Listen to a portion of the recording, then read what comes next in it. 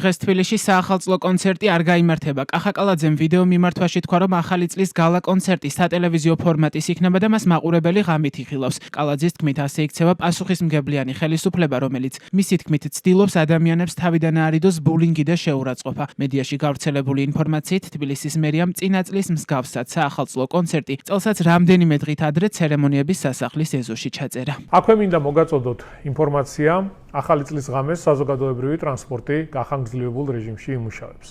აღნიშნულ პერიოდში, როგორც თბილისის მეტრო, ისე ავტობუსები მგზავრებს უფასოდ მოემსახურება.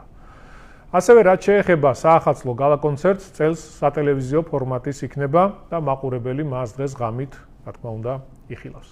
გალა კონცერტი ერთის მხრივ არის საჩუქარი მოსახლეობისთვის, მეორეს მხრივ კი ეს არის ხელშეწყობა და დახმარება ქართველი მუსიკოსებისთვის, მომღერლებისთვის.